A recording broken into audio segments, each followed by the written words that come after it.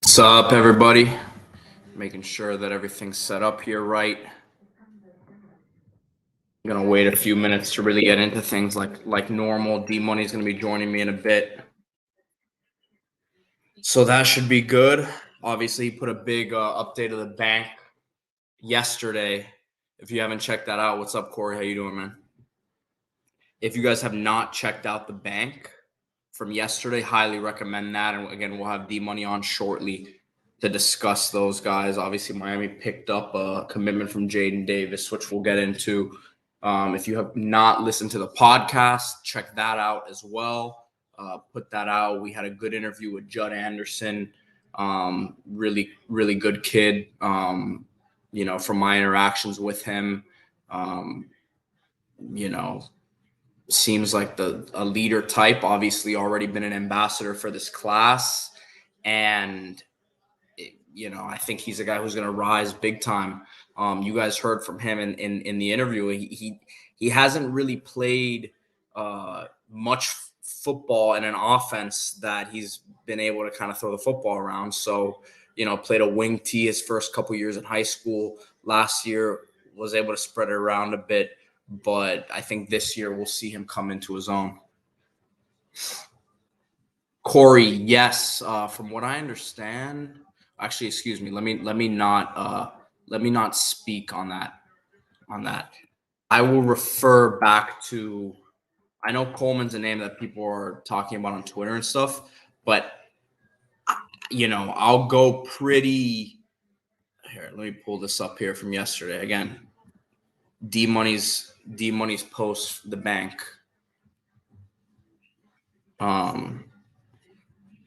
What you see here from D Money is the most updated info in terms of the wide receiver position. So the names that D Money has here, and again, this stuff is all subject to change, right? So I'm not saying that this is nothing is set in stone in recruiting. Obviously, I think if you're on this stream right now and you follow CanesInSight, you obviously follow recruiting. So nothing's set in stone. But Shamar Kirk, who was supposed to arrive today and is going to be here through Saturday, is a JUCO kid who they are very high on. Zachary Franklin, UTSA transfer. Jaquay Jackson, JUCO All-American. Xavier Henderson. D Money says there's some complications there. From what I understand, that's looking less and less likely by the day.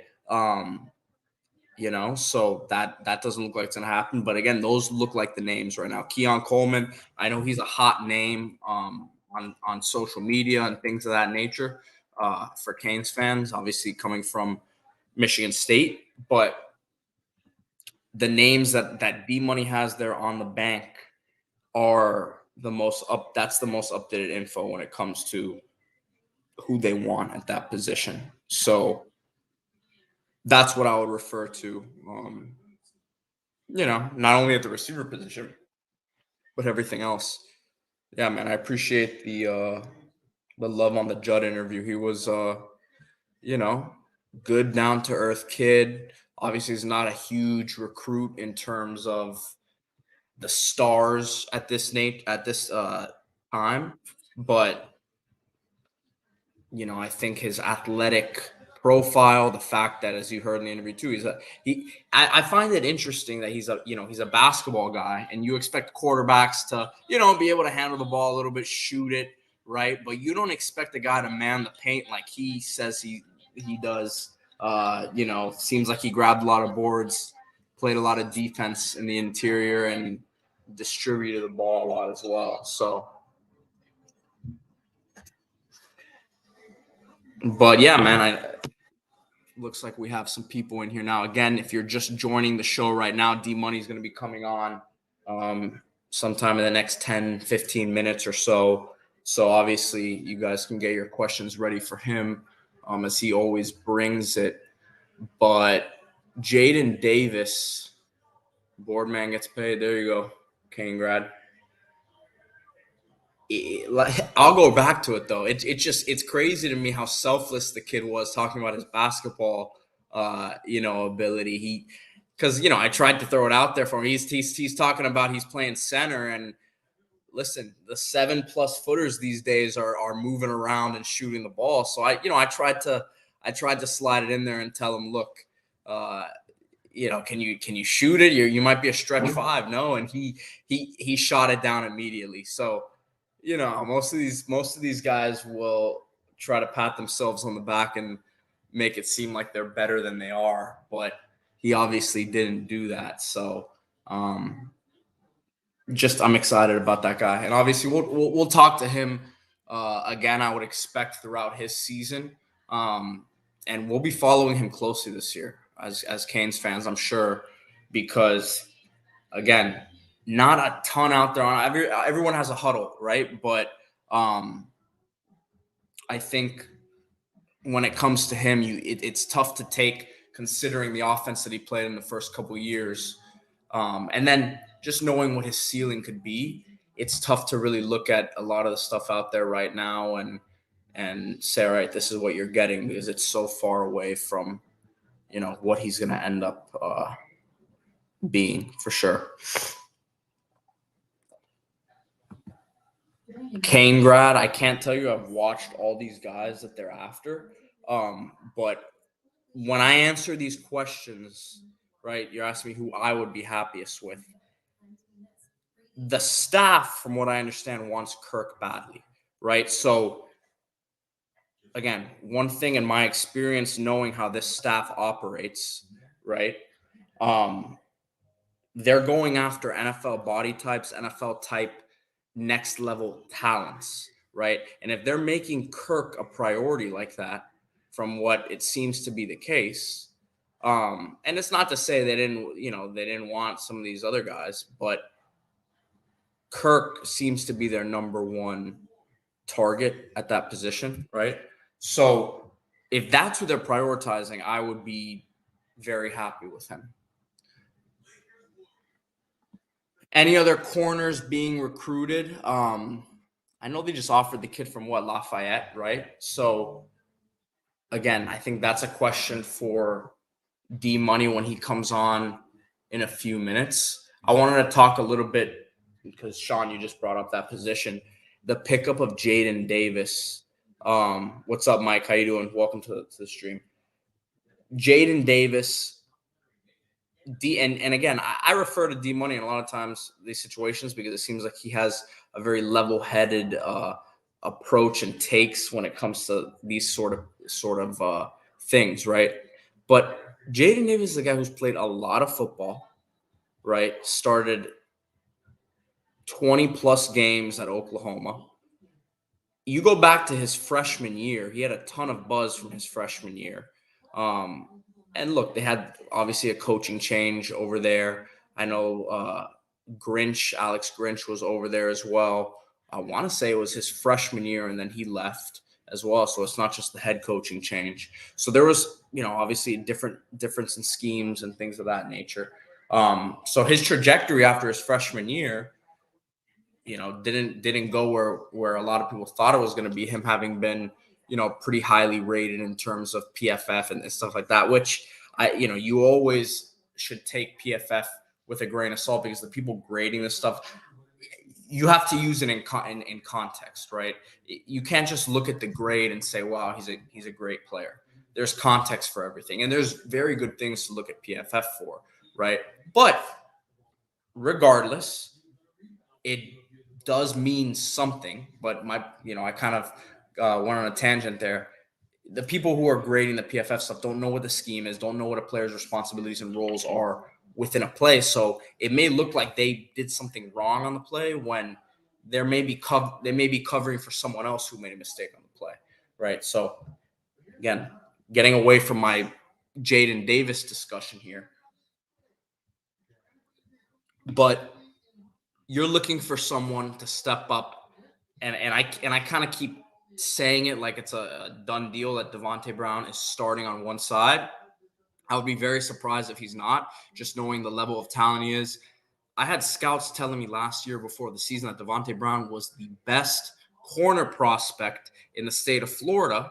Now, that's knowing that Tyreek Stevenson ended up going second round, and Tyreek Stevenson was by most scouts, opinion and their reports before last season was a top 3 to 4 round pick, right? So Devontae Brown has the ability to go and become a very not only a highly drafted player, but if he can I don't think last year was his best season from again, I don't want to tell you guys I'm sitting here watching the film, but I do talk to the scouts and they do kind of give me an idea of where players, how they're performing and what the film looks like, right? If Devontae Brown had the season he wanted to have last year, he would have entered the draft this year, right? So we all know he's coming in here with something to prove. At the corner spot, you're looking for someone to step. So that's why I keep acting like he's the one who's definitely locked in as a starter. Nothing's set in stone, but I feel strongly with saying that. And I think he's going to be, an awesome pickup for this team this year. I think he's a guy who has the length, has good speed. The strength is something I know that people in the league wanted him to see, continue to put some good weight on, right? Keep showing his ball skills, improve upon those. But Coach Ade has a nice track record with guys getting drafted now. Obviously, he had some good pieces to work with, both at Georgia and even at Miami now with Tyreek and DJ Ivey. We've harped on it. DJ has the body type and the skill set for what they're looking for at the next level. They're going to try to coach it out of him, right? And there were some inconsistencies there, but at the end of the day, I think Devontae Brown could be the next guy up that Coach Adai brings into the league. And, that's where I think Jaden Davis could be that guy to step up opposite him. We saw Daryl Porter with a strong spring game, right? And he had his ups and downs last year, but he's another guy who played, had a really solid season at West Virginia before Miami.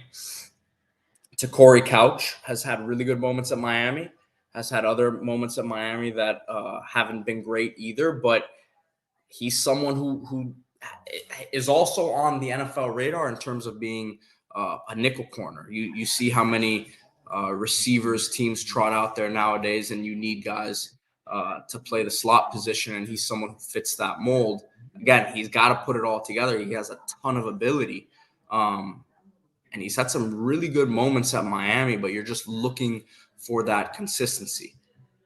Jaden Davis comes in to me and really, really cements himself as a guy who, look, there's going to be a rotation. 1,000% there's going to be a rotation. But he's going to get more snaps than a lot of other guys, if you see what I'm getting at. So, look, I think it's a good pick. The thing about him that people want to say he's not the biggest cornerback in the world, but he's not afraid to get down and dirty. He's not afraid to get physical, tackle. So to me, that's a very, very valuable skill set at the corner position. He's played a lot of, outside boundary corner, but he can play nickel. And again, this is not something everyone's looking for. Those guys who are going to take this team from,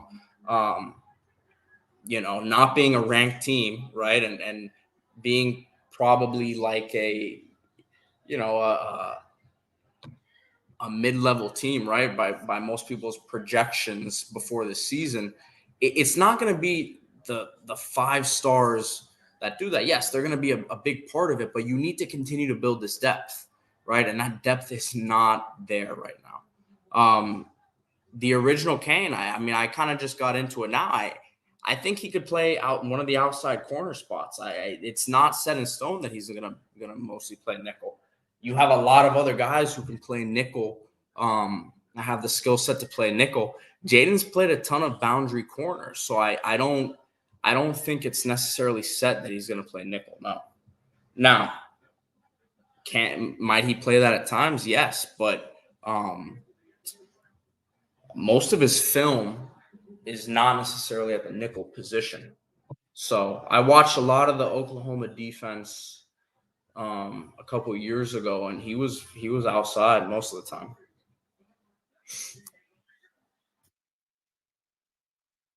Got this Lakers Warriors game starting now. I like the Lakers in this series, man. I really do.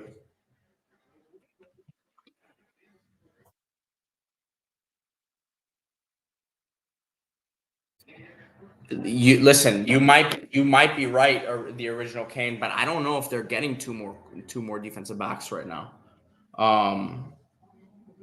You would love to, but I don't know if that's necessarily realistic right now. We'll talk to D Money about it, but they're bringing him in as a guy who can play an outside corner position. Is it ideal? Not necessarily. He's not the biggest corner in the world. Here, we got D Money on here now. D Money, streets have been waiting for you. Hold on. You want me to remove you from the stream until you're ready, or?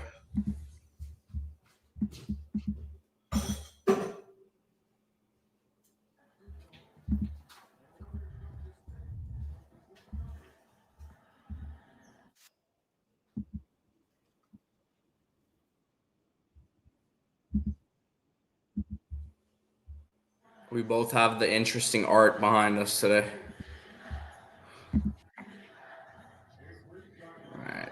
Looks like D left the stream momentarily. I'll probably hop back on here in just a second. Get those questions in now. Guys, as D has joined the stream, or he'll be coming back on in just a second.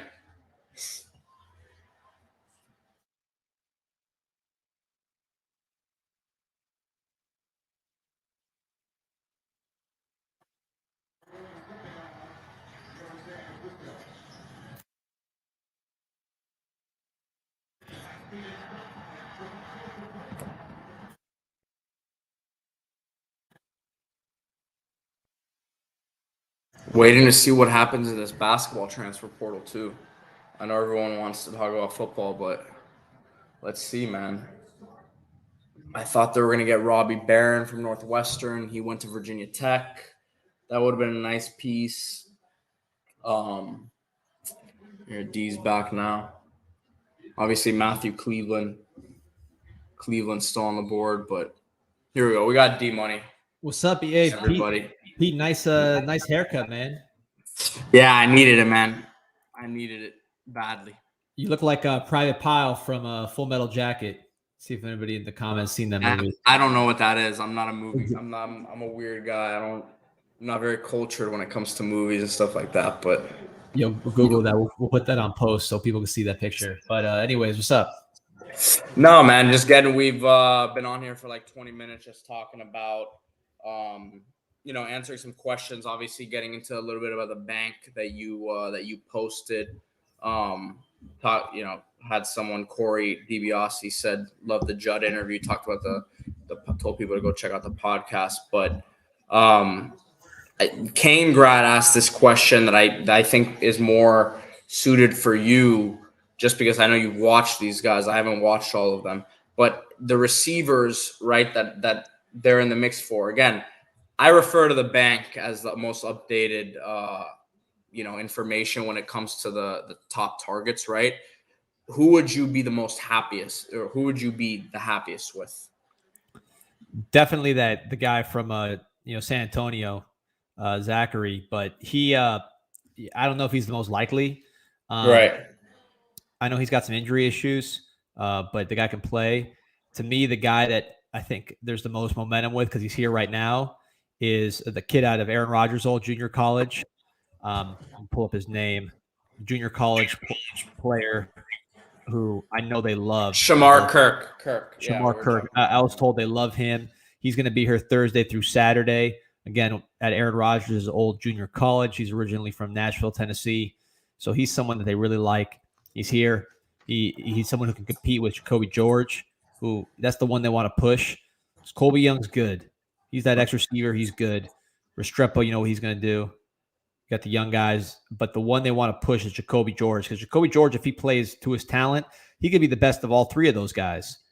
But he's not as reliable right now at this stage as the other two, who you know you're going to get with Restrepo, you know what you're going to get with Colby Young on off field. So I think Kirk could push George, compete with him, and let the best man win, or they both ball out. You know, that would be nice at that flanker position. You move him around, he can run after the catch, he can catch a deep ball. Really, he reminds me a lot of George watching him. His film is very similar to George in high school. So size-wise, similar. Let those two battle it out and see who the man is. And, you know, if they both do great, even better. Sean Smith. Sean Smith, speaking about a guy who was before his time, big corner, man. They don't build him like him anymore. Dolphins corner. Oh, yeah, from Utah? Yeah. Miami's recruiting a guy. No, I said it because Sean Smith asked a question here about cornerbacks being recruited. That's why I said that. Oh, yeah. As far as the portal wise, Jedias, I think pronouncing that right, Richard from Vanderbilt, big kid. He's almost 200 pounds. He played corner last year against UF, played real good, true freshman. He's real tight with AJ Allen, the running back who's on campus. So in the bank, you know, I referred to corner with talent, defensive back with talent, and then also AJ Allen, a running back, explosive running back. I didn't say the names at the time. Now those names are out. It's AJ Allen and Richard, who are both from Monroe, Louisiana. Even though one went to Nebraska, one went to Vanderbilt, they're high school tight. And Miami likes both of those guys. They'll be on campus. It could not be a better weekend weather-wise if you're not in Miami. I mean, it is like perfect. Not a cloud in the sky. I was out at the Biltmore and the city beautiful today, and it was stunning out there. Yeah, you know, some of us have to work, you know, for a living, so we can only get out. But yeah, man, it's perfect. So for recruiting wise, you cannot ask for anything better for the kids that are on campus, which is, I understand, Richard, AJ Allen, the running back, Larry Nixon. What about the Lafayette kid that they offered? I haven't heard any buzz on him. You know, I'm sure they like him, but the name I think there's more momentum with now is Richard. He's on campus. They're going to size him up when he's here, but from a size perspective, the guy is bigger than any guy in our room right now. How much? Quick question on these portal, you know, these offers and stuff, because you see it. I see it a lot in basketball too, and you see it in football, obviously too. You hear about the schools that reach out to these guys, right? And you hear about offers that go out. How much are these offers that go out kind of like, unfortunately, how it is in high school, where you're trying to get a feel for how interested these guys are, and how much of it is them actually identifying who they want and saying, all right, we're offering him because we need this guy? Yeah, it's hard because you can't evaluate him as thoroughly because it's a timing game. You know, they jump in, they can go on one visit and they're out the door, right? So you kind of got to be fast with it. There's a lot of cooks in the kitchen. You have recruiting side, personnel side, like an Alonzo. You have position coach and obviously head coach. Maybe you have multiple position coaches, maybe a defensive coordinator or an offensive. So there's a lot of people involved, and you have to move fast, which is tough. Because what if you go get somebody and the offensive coordinator comes and says, you know, it doesn't fit my system. He's not what I'm looking for. Or the head coach says, no, not for me. So there's a lot of people involved. It has to move fast. It's not an organized process. Well, then the toughest part about it is there's guys who aren't in the portal now who might still hit the portal. There's guys who you have no idea who's still thinking about jumping in, who may be way better than whoever you're going after. And you may have, like, if you didn't pick up a certain guy's at a position, you may have had a chance at other guys. But again, it's such a delicate give and take because you've already seen the staff get burnt last year, right? Not being aggressive enough, you know. And they were aggressive, but, you know, earlier in the process, I would say. I think last year they expected more guys, more top level guys, I would say, to hit the portal late spring, like at this period right now. And they thought they'd be able to land some guys that could help the team, and obviously that didn't necessarily happen. Yeah, and in some cases they were too early. Like Antonio Moultrie, they wanted to get in there with defensive tackle. I don't think they knew they'd have the success they had on defensive line later in the portal season. So you bring him in, and he doesn't really play that much. I'm sure he wanted to play more. I'm sure they kind of had a different vision, but they wanted to get him in the boat early, and they ended up getting kind of bigger, better guys down the road. So you can be too aggressive, or you can be not aggressive enough. It's hard because of the timing. I see Kane Grad 08 wants to know what's the deal with the Heat Knicks series. There a PP money bet going on. That series is over with, man. That series is over with. Knicks in 6. I mean, everyone's talking about Butler's antics. Like that guy. Listen, JB and Randall aren't healthy either. Wait, who's JB? Jalen Brunson. He's not healthy. He's done enough to have only his initials, and I'm supposed to know who you're talking about, JB. I mean, listen. The basketball culture in New York City is just different, What's the last player the city's produced that's good? No, I'm talking about the Knicks. I'm talking about the fans. Silence because they didn't produce nobody. That's all hype. I'm talking that's all hype, man. In the city, it's that's all hype, man. Go read a book. You weren't even alive the last time you produced a good player. All right, what else is up here? Okay, so we got some questions here. Keon Coleman from Corey, the $1 Million Man DiBiase.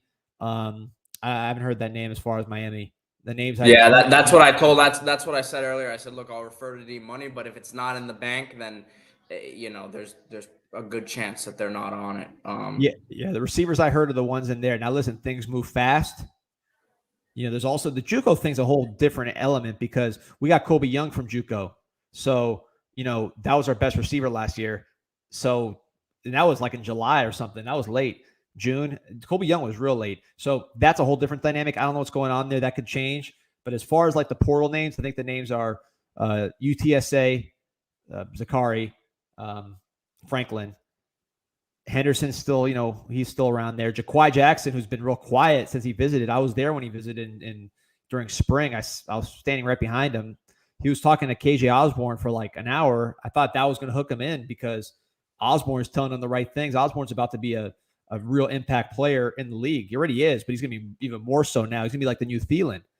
And he came down from Buffalo and did his thing. I thought Jaquai was going to hear that pitch and say, all right, that's me.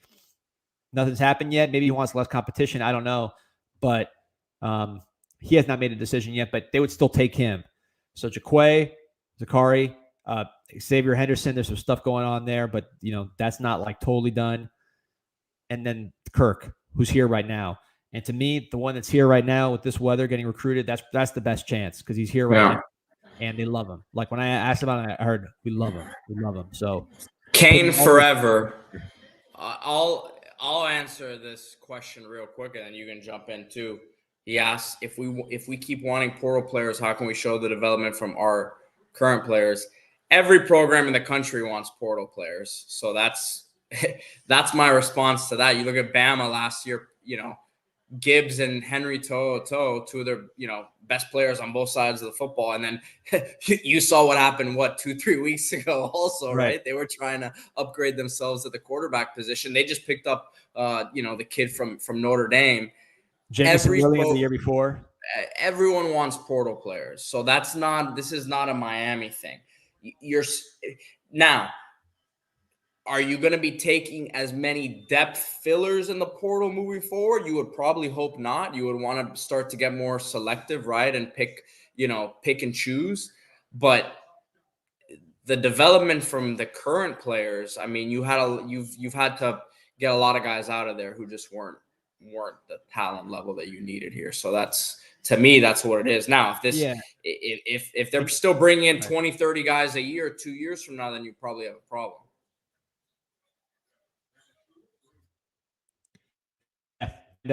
You talk about you want to show your development of your players, get TVD drafted in the first round, get Leonard Taylor drafted in the first round. There's still guys, Zion Nelson, get him drafted high. There's still guys that are homegrown that can go high and make you look good. Kane Forever also asking about the Luna brothers. I'm excited to see those guys. I like them. Idaho, there's talent out there, man. Midwest, they got guys that are under the radar that end up being complete studs. Look at the draft, as far as Kid Campbell from Iowa, who's a 3-star. talk about Lucas Van Ness. He's from Chicago suburbs, but Midwest. He's a stud. There's guys out there that they are big time dudes that nobody knows about that play all these different sports and excel. Luna brothers, I understand, are very good basketball players, ways on offense, defense. Very productive receiver. One of them was the all-time in state. Idaho, I believe, the number one leading receiver. So I'm excited to see those guys, man. A different look. You don't picture Idaho and Miami just because of the distance, but there are good players out there. There's first rounders coming out of there consistently that end up being first round studs. So I wouldn't put it past any of the guys. Cooper Kupp, a little further west, but a nobody recruit, ended up being one of the best, if not the best receiver in the NFL when he's healthy. So I don't put anything past those guys. People don't see them when they're out there in that region. You don't get the recruiting attention, but these guys are athletes out there. They're big out there. They play sports all the time. They usually have a lot of room for development. So I'm excited to see what those Luna brothers can do. They're going to get tested right away because they're going to be different than these South Florida guys. They're going to get challenged. And if they rise to that challenge, who knows? I'm excited to see what they got. Man, if Mario makes moves like Rob Pelinka did midseason, we might be in business. I'm losing track of who you're representing. Listen, Hachimura making plays. All right. I mean, Russell, Jared Vanderbilt, what a pickup. Locking down Curry in this series. See, I could tell. I'm a fan of the game, man. I'm a fan of the game. I'm a fan of greatness. I'm looking at this game right now, man. Oh, yeah, it's gonna be a good 21-19. I mean, it's early, but it's 21-19. Late first. Yeah, my kids are going down a wormhole basketball yesterday. They're starting to get into it, so they're on YouTube checking out. They love when Shaq broke the backboard. That was the thing that really got them going. They were doing the GOAT debate. They already know Jordan #1, so they got that one. Wow. Well, I'm sure there's a little bit of brainwashing going on there. It's unfortunate that they missed LeBron's prime, though. Yeah. Well, we'll see. He's still playing. Well, they'll get Wembanyama, though. Yeah, I mean, the American players are not going to see one good American player. It's going to be the top 5 players. Chip, I do have ADD. Chip, I do have ADD, but I have the game going on here, and this is just, we're live streaming, man. This ain't a podcast, man. We're hanging out with you guys. You're not that clean on the sides, though, P, with the haircuts. So you're showing off the sides, and I don't know. I mean, I've seen cleaner work. Shout out to Churchill's downtown taking care of me, make me look like the president out here. So what's up? What's going on Canes wise? So like I said, the bank, I put everything I had out there.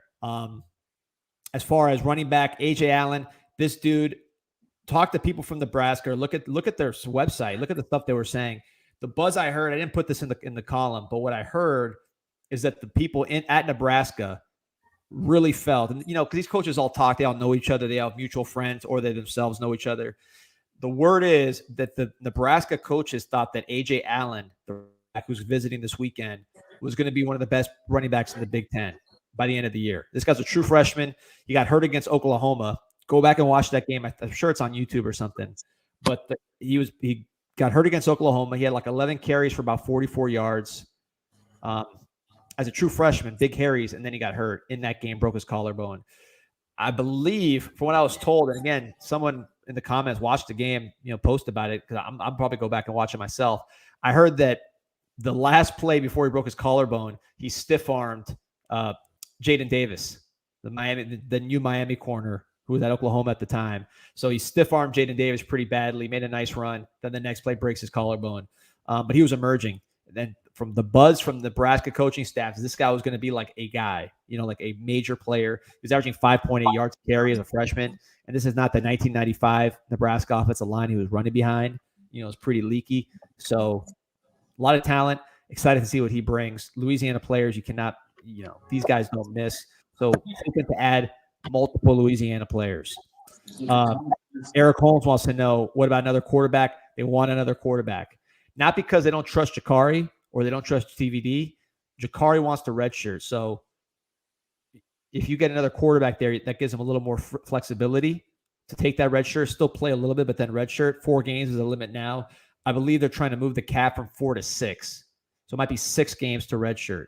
So if that's the case, maybe you can have Jakari still be your number 2, play him, and then still keep his red shirt. But they want a quarterback. The hard thing about a quarterback is who's going to want to be a backup. That's the hard thing because TVD's a starter who's going to want to transfer to be a backup. They still view Jakari as the future and Emery as a guy to potentially challenge him. So they like their young quarterbacks. It's a matter. Is the right situation. That's a tough sell. That's such a tough sell. But you don't know how it's you don't know what happens. I mean, there's still time with the portal. Well, I think your best bet, D, would be to bring someone in who has years of eligibility after this. Right. They like Jakari. But I'm saying maybe someone who has another year, like one more year of. If I'm in the shoes of a quarterback, right? Because you could still transfer again if you're in the shoes of that guy, right? But if you're the Miami coaching staff, you're also gonna be honest and say, look, there's no one on the roster who's secure. We don't have the guy after this. It's an open competition. So to me, it would. I would be absolutely shocked if there's a legitimate backup quarterback who comes in and only has this last year, right? These guys want to play at the end of the day. They need to play to be able to. And if it's a tough sell to say you're going to come in behind someone, but if you can kind of sell it as, look, you're probably going to be the backup this year. Injuries happen. You'll get in there most likely, right? And, who knows how the season goes? You saw what happened last year, right? So I'm not, but at the end of the day, in a perfect world, TVD is probably going to be the guy, this season. But if you can kind of sell it as this could be your show after that, and we all hope that Jakari has, with the ceiling he has, continues to develop. But it's a competition as it is at any other position. So that's how I see it probably playing out. No, that's good points. And, there's two questions I want to get to. I see here, JR Bar 2015. Do I think that Brown or Emery will be ready by next year? How confident are you? Here's what I'll say about Jakari. His worst performance was the spring game, which is troubling because that's the one everybody saw. So you could take it two ways. You could say, all right, this guy's improving. We saw it day in, day out of practice. I saw it. The coaches saw it. People who were at practice saw it. He just happened to have a bad day when people were watching. The other way you can look at it is, the lights came on and he did not perform. So maybe that's just who he is. I tend to think he's at the stage where he's still inconsistent. So he happened to have a bad day that day. I don't read too much into it. This guy, I did not see a lack of poise from him when he actually played last year in the ACC. I thought he looked pretty poised. His problems were he wasn't necessarily ready to play because he was a developmental quarterback. The team around him, the offense around him was historically bad. There's total dysfunction in the coaching staff as far as offense. So I think those things hurt him more than not being poised or being scared. I thought he was pretty tough and ready.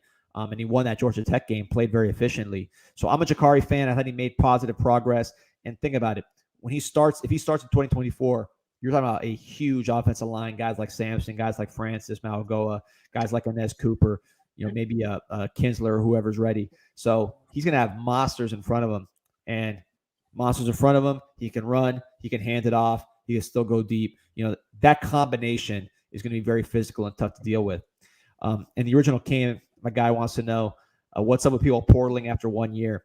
And Pete, you could talk about this because you know these kids, you talk to them. This is. I mean, again, we talked about it when the TVD situation came up. That's what this is going to become. That's what this is. That's what this is now. The guys are going to leave after 1 year, especially if they haven't. I mean, I think we said it last live or last podcast. I forget which one it was. If guys aren't showing any sort of you're going to be able to get on the field year two or really be in the rotation, you might as well move on. That's what they look at it as. And with the way the portal works, they're trying to bring guys. If you haven't shown something after a year that you can contribute, they're going to recruit over you, not only these high school guys, but they're bringing guys in over you who are already pretty much shown they can play at this level, right? So to me, unfortunately, that this is what it's become. This is not the college football that any of us grew up following. But if you're one of these guys who leaves after 1 year, it's because you see that you're not a guy who's going to get on the field, most likely. And now there's other situations, but let me just jump in because about the college football we grew up on. 2000, 2001. The teams everybody remembers. You were like 10, not even well, were you like 5? But these were the teams that everybody goes back to as far as the Canes. DJ Williams. I mean, this is an iconic Cane at this point. His business is Canes memorabilia. So he's one of those guys you associate with the Canes. The 17 people wear it to this day. Bobby Washington's wearing 17.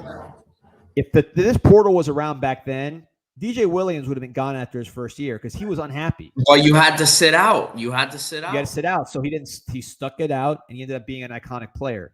Now, it's so easy to be homesick. Forget about football. I mean, how many people that have gone to college have been homesick after 1 year? You hear it all the time, and then your parents say, listen, just stick it out, man. Don't, stop whining.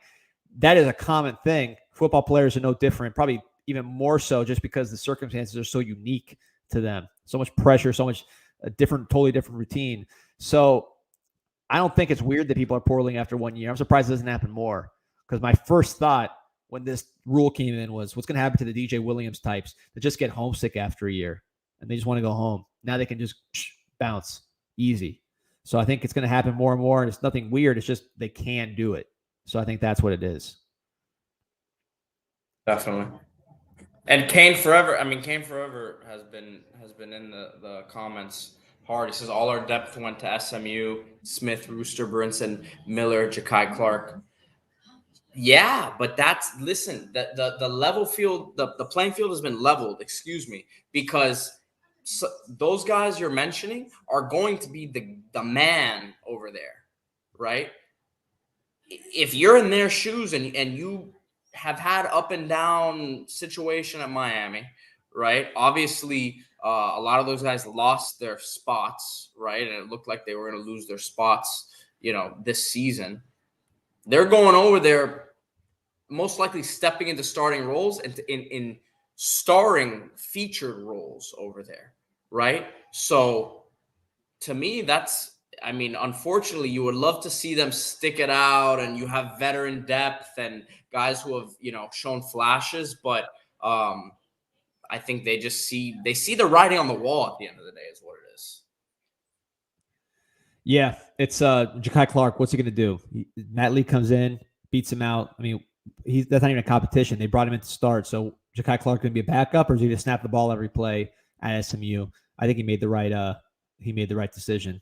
So listen, I got a plate of vegetables here with some Costa Rican ricante sauce. I'm about to kill from a Whole Foods. So I'm going to drop off in like 5 minutes. So if anybody has any questions, just drop them in. I'll answer them as quick as I can. Just because, like I said, got the latest update. I feel confident as far as the game plan now, as far as what's happening. While I'm going to just go through, we talked about running back. I like AJ Allen there, wide receiver. The Kirk, I think, has the most momentum. Offensive line, Amari Wiggins, for junior college center. We just talked about it with Ja'Kai Clark. Who wants to come in to be a backup? I think Wiggins is Luke Cristobal. That was the discussion. Who's going to be a backup? You get Luke Cristobal, right? He's the family relation. He started games at the FBS level. Makes sense. He's probably the best you can do. Wiggins is actually a better option in certain ways in terms of he has upside, a great bend. You can see him in the second level. You see the talent with him. They'll size him up this weekend when they get him in person because, again, it was a quick evaluation. They haven't sized him up yet. But if he comes in, looks the part, acts the part, put him at center of the future, he waits behind Lee a year, plus be the backup, and then takes over the job next year. Luke Cristobal still potentially in the mix. Will he walk on? Who knows? Maybe he goes somewhere and starts. He has other FBS offers.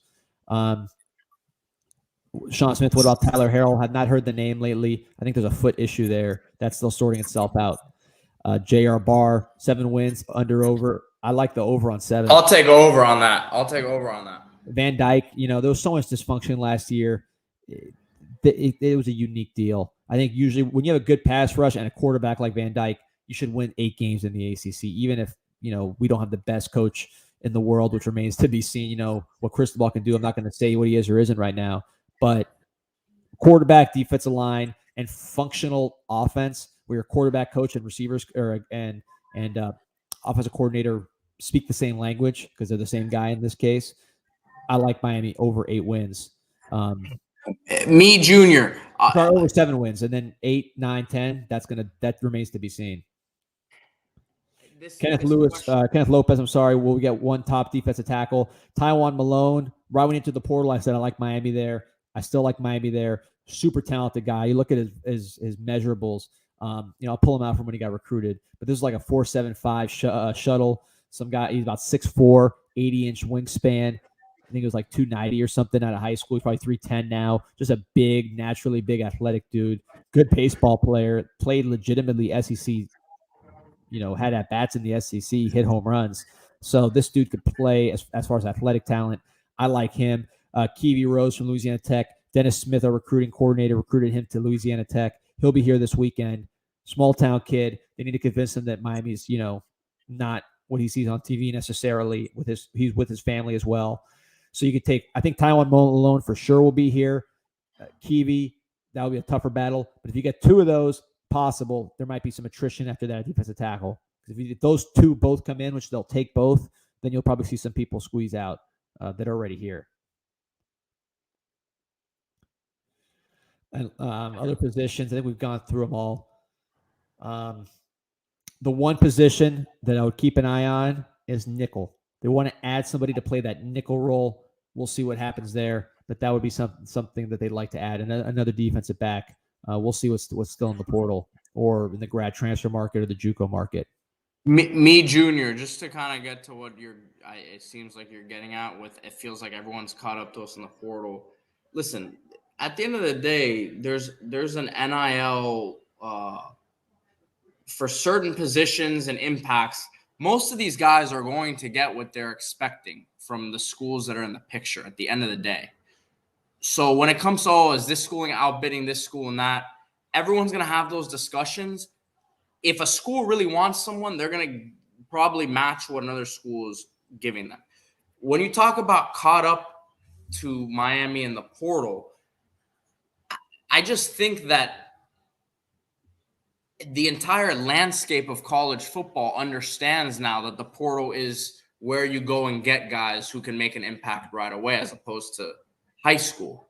So there's recruiting. Every recruiting department, for the most part, has people who are evaluating the portal around the clock. It's harder because every school in the country wants guys in the portal.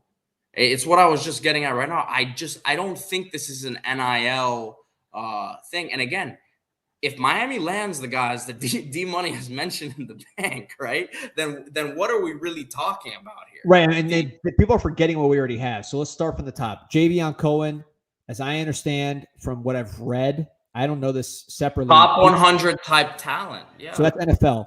Matt Lee, I know for a fact that Mario and Mirabal believe is an NFL center all day. And I've heard that as well. Devontae Brown, you said it, that he was getting NFL draftable grades. We talked about him earlier tonight. Yep. So 3 NFL players I just named. Branson Dean, maybe from a size standpoint, won't be NFL, but I know that Cristobal thinks this guy's a major difference maker at the college level. He already made plays in the Big Ten. I believe his pressure rate was like behind only like Cansey and a couple other guys nationally. And that was against Big Ten defensive or offensive linemen. So that's a difference-making player. Francisco Malagoa, I believe they look at him as an NFL player with the size and athleticism he brings to the table and the way he played in spring. I'm naming a lot of guys that are probably they have a chance to play pro from the portal this class. Then if you look at the next wave, guys that we have not landed yet, but A.J. Allen, again, Nebraska viewed him as a future pro, certainly a future impact college player. Taiwan Malone, former top recruit, he has not produced, like his film is not of a pro, but he's someone with multiple years of eligibility. He certainly has the tools that you look for that are hard to find. And Jadis Richards, same thing, 200 pounds, I think around 11 flat in the 100, basketball player. The tools are there. I think somebody, it might have been, I don't know if it was Kane Sport or Inside the U, one of these guys quoted a coach who had Jadis Richard, the Vanderbilt transfer, as an NFL player down the road if he develops. So these are guys that have a chance to play pros that you're adding to your program. These are not just depth guys. These are guys with upside or just proven skill in the case of guys like Cohen and Lee. So again, if you're asking me if people have caught up to Miami, I think Miami's doing a pretty good job in the portal, assuming they close these with what they need to finish. If you go back and look at my my portal shopping list from a couple weeks ago, I said backup quarterback going to be tricky. Then I said they want a starting caliber running back. They want a flanker to challenge Jacoby George. They want an interior lineman backup to protect the center position. They want a big defensive tackle with athleticism. They want a linebacker if the right one comes along. They want a nickel, and they want 2 corners. We'll see how we close, but I could see that entire shopping list getting hit by the end of this weekend, except for maybe backup quarterback, which will be an ongoing process. So let's see how this weekend works. But Miami's done a lot of good work in the portal already. I know this is, again, from what I understand, speaking to folks inside the building, they are extremely happy with the early returns in their portal guys, particularly Lee, Cohen, Brown's our best corner, love Mawagoa, love Dean. Might be leaving someone out, but those guys particularly stand out from the early portal as guys that they really, really like in the portal.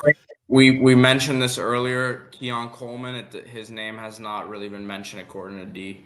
Right. The North Texas linebacker, last I heard, he was still visiting and he was excited about it. Let me just make sure I didn't miss anything. I talked to somebody about it, and the idea was visiting, and we like the chance there with him.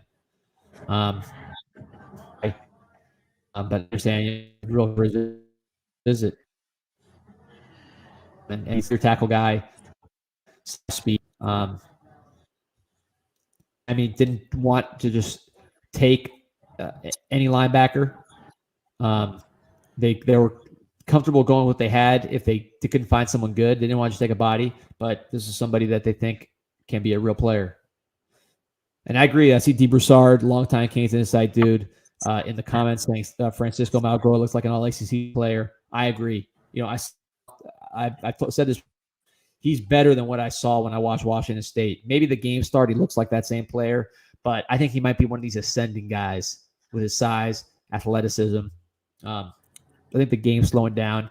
The tools are matching. Yeah, I was gonna say it looks like mentally. It looks like he has it mentally too. Because he's got size and the guy's big and he's athletic. So when the mental catches up, and he wasn't like bad before, but when he starts really clicking, that's why it's development. If you look at the guy from Iowa, that was the first linebacker pick for Detroit Lions, Campbell. I'm gonna look him up right here.